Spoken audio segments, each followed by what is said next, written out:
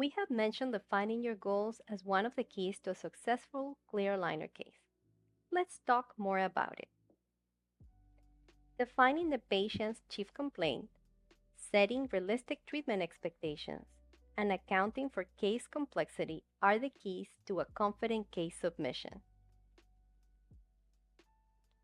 As mentioned on a previous video, defining your goals and the patient's chief complaint may sound like very basic advice, but we have seen quite a bit of submissions that are not accounting for this information. Some extra questions that you need to ask yourself prior to submission include: is the focus static, functional, or both, depending on my patient's wants and needs? Is the patient current occlusion stable, so perhaps am I seeing any wear facets? And do I really need to proceed with class correction based on the patient's initial presentation, including their side profile observed on their pictures? A great example is shown right here. Both of these are class 2 patients, but the way we're treating them is completely different based on goals. On the left, we see a true class 2 case, including distalization. This treatment will be longer than a year and will include more complex movements. On the right, we can see a case that only includes the crowding. This is because this patient is stable in her current occlusion, does not require class correction. This means that the case will be shorter in time and also will include less complex movements. As you can see, you don't always have to class correct.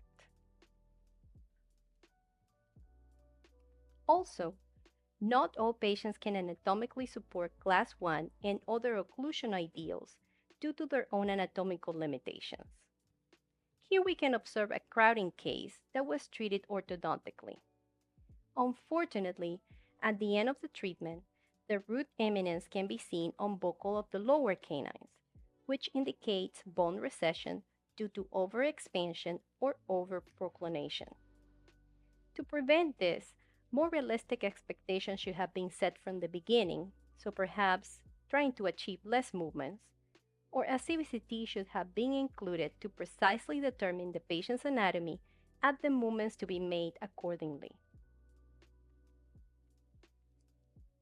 A case like the one on the left here, which is a surgical case, will never be able to turn into a class 1 occlusion without severely affecting the periodontium, just as in the middle video here, which is not the same case, but exemplifies the effects of overexpansion and overproclination.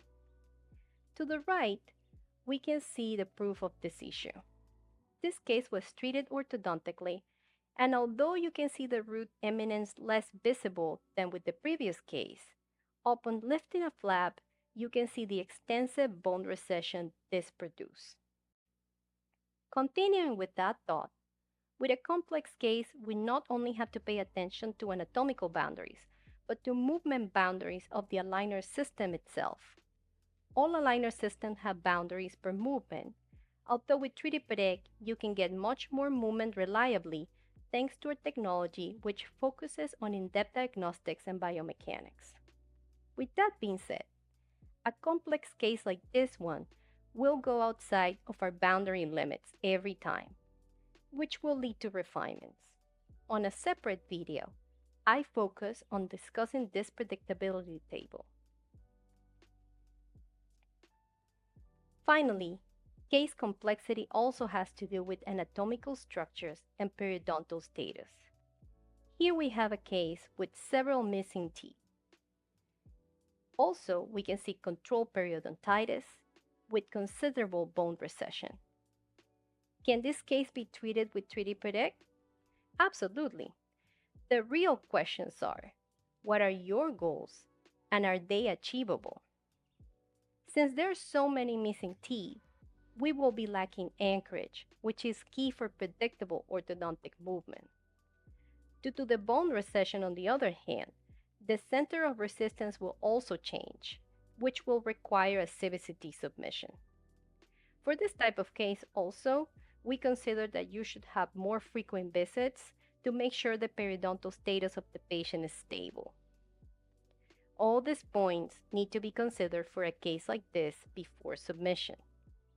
My suggestion would be to refrain from submitting this type of cases until you have treated at least 10 to 20 cases with us, so you get familiar with the process, our treatment protocols, but most importantly, what can be realistically achieved based on biomechanics and your patient's anatomy. You may have noticed that I just referred to some key biomechanic concepts, the center of resistance and anchorage. I also briefly mentioned the need to submit a CBCT for a case like this one. If you want to learn more about biomechanics, please watch our biomechanics basics video.